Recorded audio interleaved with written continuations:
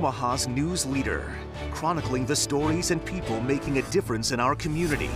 This is KETV Newswatch 7's Chronicle.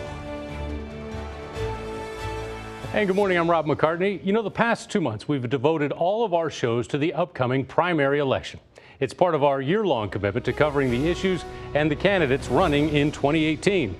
Okay, we're down to the final candidate in the jam-packed race for Nebraska's U.S. Senate seat. There are 5 Republicans in this race, including Todd Watson, who we'll be talking with today. Also in the race, there are 4 Democrats who are running, and there's 1 Libertarian, Jim Schultz. We've talked with them all, and later in the show, we're going to recap why they're running and where they stand on reducing the budget deficit. First, though, we want to spend some time with Republican Todd Watson. Thank you very much for being here. Great to be here, Rob. First off, I got to ask you, why are you running? Well, I'm the only conservative in the race. Okay. So I'm here to defend the Constitution. That document's worked for America for a long period of time. We need to recover that document again. You petitioned to get on the ballot in 2014. Correct. As an independent back then. Mm-hmm. Why are you a Republican now? Well, at that point, it's the same theme. We're Make Republicans Conservative Again is our theme this year. Mm-hmm. It's the same message in 14. The party has lost their way on conservative values. They've slid just by comparing themselves to Democrat instead of holding themselves to a standard. Okay. Your quick bio for you. You've owned some companies. Well, yeah, a lot of companies. So what did you do and what are you doing? Well, have a property management company, about $250 million of property we take care of. Own a technology company. We're in about 37 states with that company. And I manage the family farms in the 3rd District. We've never let those go out of the generations. So it's a broad-based representation of the economy across Nebraska. Okay, you're a businessman. Let's start with money. Let's go through the issues. Let's start with money. Economy. First part of this fiscal year, the federal deficit was $598 billion. That was $71 billion more than the same time frame from last year. By the end of the fiscal year, Congressional Budget Office estimates it'll be at $804 billion, which is 139 or 140-ish billion more than last year. The debt is more than 21 trillion. A lot of numbers here, and a lot of people say they're not good. Does it concern you? And if it does, what's your plan to take care of it? Well, I was here. You documented me in 14. I said they're lying to you. Senator Fisher promised 3 core things in 2012. Cut spending, balance the budget, repeal Obamacare. Not true. She voted yes on every single budget until I put so much pressure on her in this campaign. She changed the last vote. But before that, she's approved $900 billion more in spending. She took over at $15 trillion. We're at $21 trillion. No one is serious up there about cutting spending and getting our debt under control. So my plan, I've made a vow to the Nebraska people. I will vote no on any budget that increases spending 1 dime from the level I take over until revenues catch up to expenditures. It's time to prioritize where we spend. Is it difficult to make a hard, fast rule like that, though? I mean, the economy shifts. There's things that happen. We had the recession. You got 9/11. Things happen. Can you stick to a rule like that? Yes. And that's why I'm popular here in Nebraska. I'm dependable. People know my word is good. And what the voters are looking for someone is someone that will honor their word, their pledges. And so there's no simpler pledge to make than saying I'm voting no. Chinese tariffs, what would you do? You agree with them? Follow the Constitution. The media has completely followed the wrong track on this. Article 1, Section 8, Clause 1, the power of duties, tariffs, belong in Congress. This is another reason I'm running. We don't have strong leadership. That's their job as tariffs, not the president's job. And it's just one more delegation of power to the executive branch, and both parties are doing it. Would you have supported President Trump's Tax Cuts and Jobs Act? Absolutely. But his economic advisor was clear. They wanted a fair tax code, but they put all the loopholes in for the investment bankers, the oil and gas companies, because of the Senate. That's why I need to go. A principle in the Constitution is equality before the law. That's a tenet of establishing justice. I don't care if you're a plumber or investment banker. We need to be playing by the same set of rules. So, good move. We still could do better. Okay. Would you have supported the government shutdown? Do you think that was a necessary thing? I think it may be. But I always joke, you're only going to know there's a real government shutdown if the IRS stops collecting money. That hasn't happened. So I don't know if I really buy that. True, gotcha. What would you do in Washington to help Nebraska's economy? I mean, I know you talk about holding the line on spending and all that. Is that enough for Nebraska specifically, or would you be looking at other areas? No, it's not. I mean, same thing in 14. I said we need equality before the law in the Farm Bill. Southern crops, way more protection than northern crops. That needs to be addressed.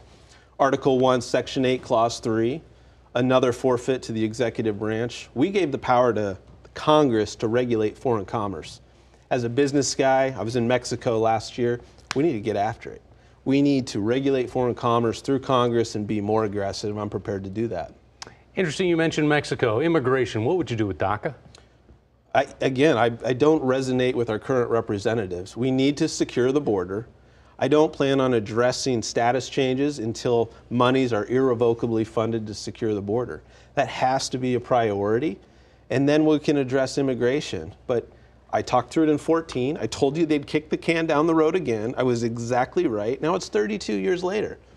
People are going to count on my word. Our president needs support to secure the border. You mentioned 14. Back then, you said don't split kids under the age of 18 from their parents. Doing that is not a God-fearing action, talking about deporting or retaining families. You should keep the family together. Still believe that? Yeah, the families should all go or they can all stay. But look, I have great respect for the ordained institution. As a guy that fears God, that he put that family together. So it either needs to all go or all stay. But when you're splitting families, I don't think that's a wise decision. Path to citizenship? No. Not at all.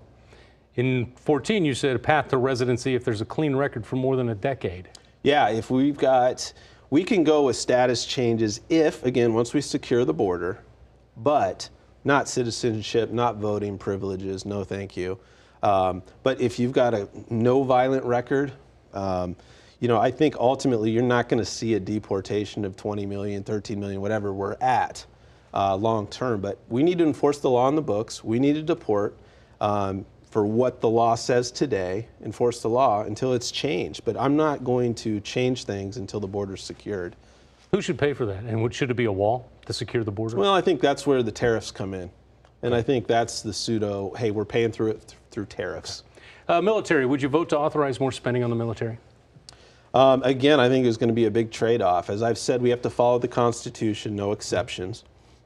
But you've seen the compromise is always more warfare or welfare, as I always say, more military with domestic programs. Look, our military need to be strengthened. I think I'm more concerned with how thin are we? Do we have to be everywhere? I want the world's best military, but do I think the military needs to be all over the world? And there's definitely countries that we need to be involved with. They've always picked fights with us, but there's a lot of countries that have never picked fights with us. And I don't know if we need to be so up into their business, if you will. Yeah, in 14 you said we shouldn't be the world police, but we also still believe that. Okay, yeah. And we also said we should not be looking at 10-year occupations. Correct. So, I mean... Article 1, Section 8, Clause 12, armies can't be deployed more than 2 years without a reauthorization. Mm-hmm. It's a big beef I have with Senator Fisher. She promised that we would not send troops overseas, or the president would not send troops overseas unless they came to Congress. That didn't happen. We've gone to 33 countries. We need to re-review every engagement as the Constitution calls for every 2 years. Okay, gun control. After the school shooting in Florida, students led protests calling for more gun control. Last weekend, you were at a rally in Lincoln, Second Amendment supporters. Is there any middle ground? Can the Second Amendment be adjusted at all? No middle ground on the Second Amendment.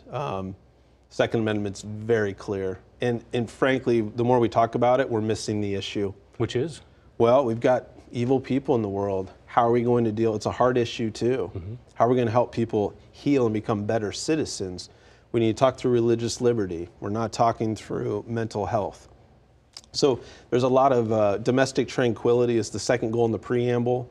We know that the destruction of the family homes causing a lot of issues, especially with males. And domestic tranquility is a key element of that. So we have to get back to talking to issues of the family. I don't think that's for the government to step in. But as a figurehead leader, we need to talk to the importance of the family, show up at family events. That's really important. Okay, in 14, you said actually morality should be the starting point for those serious about protecting individuals from gun violence. That's what you're maintaining still? Well, natural law has always been superior to civic law, even on a civic basis. In natural law, thou shalt not kill, those type of elements. So, and that was held up in the Nuremberg trials on an international basis. So natural law is very important, and we've lost that subject matter in D.C. Affordable Care Act, get rid of it, replace it. What would you change? We need a full repeal of it. But as you know, I've had a plan in 14, and I called them out. I said they don't have a plan. And Senator Sass now, at that time, said, no plan, a bad plan beats no plan every single time. So that's why we put a plan together. Here we are, there's still no plan. And the reason for that is I'm not tied to the lobbyists like most Republicans. Pharmaceutical companies run the show. Article 1, Section 8, Clause 8, we can talk about patent reform. We need that. We need to talk about free markets, transparent prices. So I don't think special interest health care, usually with Republicans, works, and I don't think the Affordable Care Act works. We need free markets. Now, let me ask you this. In 14, you said, and it talks to being beholden to people, you said Americans know that votes of party candidates are significantly controlled by the party and because they're elected, not the candidates, the party leader is. You told people not to be naive, that after candidates are elected, we don't hear from them. We hear from the leaders of the parties because they have the say. Still believe that? Absolutely. So how can you run as a Republican and not have the Republicans mad at you? They're mad at me. Okay. I mean, look in this town here. Tucker won't let me speak. Not allowed to speak at the Douglas County events. I'm not allowed to speak at the Lancaster. But in the rural areas, every other county, I'm welcome. And I have great support out in the 3rd District. And what's crazy here, Rob, is when did we stop allowing free speech? When did we stop allowing discussions on a redress of, addressing grievances? I have nothing against the establishment, but obviously they have something against me. And it's sad. If we're going to win as Republicans, we have to be united. I'm a fighter on the Constitution, but once we're within the constitutional walls, I'm ready to pull this party together. We're going to go achieve something, not let, we're just not achieving things. We have all the branches. It's nuts. Okay. Well, we don't have much time left, but we want to give you a minute to make a final pitch to your constituents, your potential voters. Be right at the camera right there. Go ahead. Well, I've been incredibly blessed to be a grassroots candidate, and thank you, Nebraska, for the support. It's been absolutely wonderful. As many of you know, we've passed Jane Raybould already, the Democrat candidate, online because you understand the message we're delivering. No one's going to defend the Constitution better than I'm just the best defender of the Constitution. And that works for all people, whether that's Republican, Democrat, or independent. But I believe it's time that we move in a conservative direction, but always with the constitutional backbone and roots behind what we're doing. And again, I'm proud to have my roots here from Nebraska. I'm proud to have farms in the 3rd District. I'm proud that my grandfather worked here in Omaha, Northern Natural Gas. My grandmother was a teller here in Omaha. My parents have been down in Lincoln.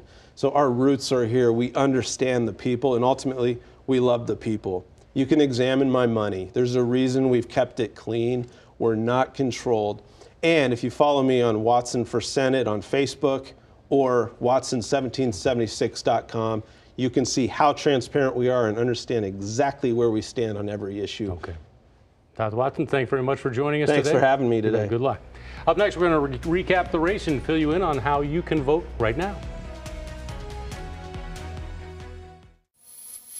Well, you're watching KETV News Watch 7's Chronicle. This morning, we're wrapping up our coverage of the U.S. Senate race. For the past 5 weeks, we've talked with candidates who want to be one of your United States senators, asking each why they're running. Here's a look at what they said.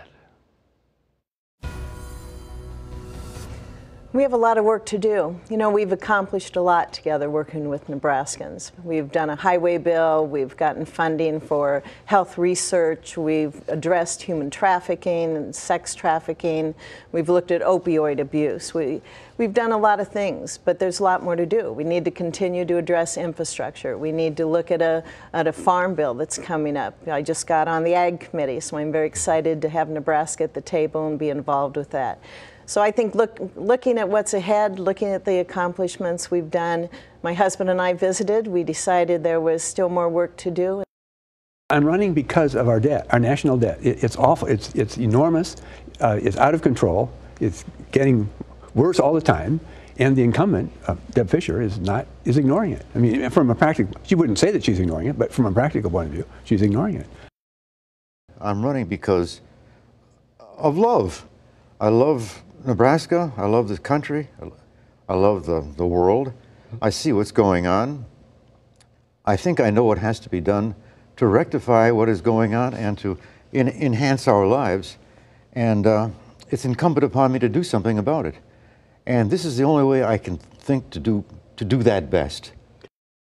I want to have a system that builds based on gross income, and then I want to be able to go out there and put my gross income in there and go down through that database and say, you know, $1.2 billion. Okay, where's it going? I hear these numbers coming out, and I'm going, golly. So I've done this before in the industry. I work for the phone company, and I've been there, I've done it, and I think I can do it for, you know, the voters out there. I'm not going to be on, as you can tell, on, you know, Meet the Press or anything like that. I just want to be in the background, build this thing, let people come in, and over the next 6 years, when we get into internet voting, and you know, I'm going to have more input from the people. And you certainly can't do it with emails and text and all that kind of thing. One of the #1 issues that Americans feel is facing this country is lack of trust in our own government. Our government, through both parties now, has just run up deficit after deficit. We're not getting anything done. We've got gridlock in Congress, and so I'm running specifically as a third-party candidate to make a change in that. I'm running for U.S. Senate because, you know, our families have a chain of grocery stores, so I feel uniquely qualified. I have a front row seat on the issues that are impacting our Nebraska families, our seniors, and our farmers. And, you know, I feel very connected too, and I care deeply about the customers that we serve. And I want to make sure that they have their voices heard in Washington. I am running, I am frustrated with the lunacy going on in Washington, D.C. right now. And the common denominator with the state of Nebraska is that all of our representatives are Republicans, and they're right in the thick of it. Government was meant to be for the people, by the people, and of the people. And I just don't see it. I see them serving their self-interest and what they can do for them, and not representing the people of Nebraska. I'm a habitual candidate, and this is my 4th time. Right.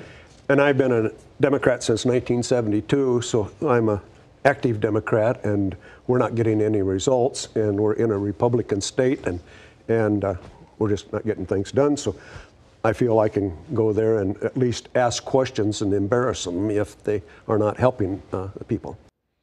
All right, we also asked them about the ballooning federal deficit, the president's budget, and tax cuts, and here's what the candidates had to say about that. Right now, the United States is over $20 trillion in debt. The president's budget will add $1.2 trillion to that. The CBO came out with a report recently that says that spending level is unsustainable. You've got tax and spend policies on one side, tax and borrow policies on the other. Or I'm sorry, borrow and spend on the other side. And the common problem is the spending. We have to get spending under control. Right now we are spending, the GDP of the United States is about $18 trillion, and we're $20 trillion in debt. We're beyond our capability to sustain that. So many of our elected officials are beholden to special interests.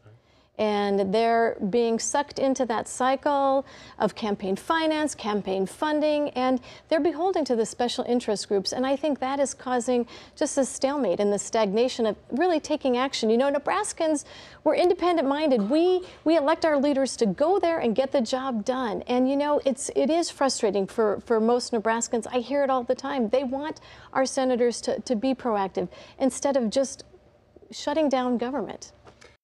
I think the president has the right to do that, and I think I would agree with him. Mm-hmm. But I would be watching the spending. Would you like do you like his tax cut plan that he came up with? The cut plans and increase jobs? Well, to me, is they give us some money and then they put it on the debt. So they're giving us $1.5 billion, I thought, and then they're putting $1.5 billion on the debt. So, so what are we getting out of it? Just more debt, you know, which frightens. I am debt free and I'm staying that way, and I don't like my government to be that far in debt, so I feel uncomfortable. But it's politics, right. And every American has a right to vote. We all get one vote, and if that's how they vote, then that's what we live with. Republicans and Democrats need to come together and make some common sense agreements on things instead of my way or the highway, or I don't agree with you, say, you know, so let's just let it shut down and talk about procrastination. These officials wait till the last minute to decide on anything. And then they ram it through. I don't know if you saw the budget that was just passed. The Democrats basically got everything they wanted because nobody read it. No cuts for Planned Parenthood, no funding for a border wall. Although President Trump thought he was getting funding for a border wall, it explicitly says this money will not be used for any type of physical construction of a wall. It is just going to be used to maintain and provide current monies for the current situation. I voted no in the omnibus bill. We can't continue to see this spending. I have co-sponsored a balanced budget amendment. I just saw in the news today that the House is going to take up the balanced budget amendment in the House, and I hope we do that in the Senate as well. We need to make some big changes in how we decide spending by the federal government. What we do now doesn't work. It adds to the deficit, it adds to the debt. It's one reason I voted no on the omnibus. We can't continue down that path. We need to just take up individual spending bills and make the tough decisions on which programs we're going to spend and which ones we're not. It's a very difficult problem to do. Intelligent budgeting, sensible budgeting would help a lot. I mean, in other words, the budget process that we went through this spring, or a few months ago, last couple months, was awful. In other words, let's raise the military budget by 10%. Let's raise domestic spending by 10%. If and both sides agreed, they would support each other and raise domestic and military by 10%. That's terribly inefficient and irresponsible. I mean, maybe we need increases, some increases, but we should have offsets as well. You don't just raise everything by 10%. That's crazy. That's very irresponsible. But more than that, a much bigger thing, we've got to get entitlements under control. And to get entitlements under control, we need to get healthcare spending under control. So that's the key to solving our debt problem and our increasing deficits, is to get the cost of healthcare under control. The solution is proportionality. For instance, if the federal budget were $1, 20 nickels, it's a matter of allocating those 20 nickels among our top priorities, among our priorities. And indeed, my platform is to foster and fight for 12 national priorities as I see them. Okay, so it's a matter then of apportioning those 20 nickels over those 12 priorities. And that's an end to it. What I would want to focus on is, first of all, give me the numbers. I can't make a judgment without the numbers. How much are you paying in interest on that $1.2 billion? Okay, I'd be attacking that right now and saying, hey, we got to cut back. It's the same thing you do on an individual basis. You say, well, we're going to have to live small for a while. Again, you can see all the interviews we've done with the U.S. Senate candidates, including Todd Watson, who we spoke with this morning. They're all right now online at KETV.com. Just go to our homepage and look for Chronicle on the menu button.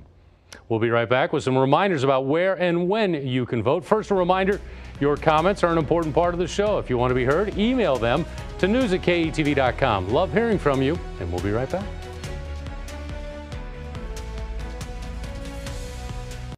Well, welcome back to this special Commitment 2018 edition of KETV News Watch 7's Chronicle. Some reminders about the upcoming election. If you're not registered, you have until May 4th to do that in person at the Election Commissioner's office. And if you want to vote early, you can do that at the election office through May 14th, right up to the primary. That, of course, is Tuesday, May 15th. All right, next week on Chronicle, we begin 3 weeks of interviews with the men and women running for governor of Nebraska. Up first, incumbent Pete Ricketts and Democrat Bob Krist. Of course, we want you to be as informed as possible when you cast your ballot. I'm Rob McCartney. Thanks for watching.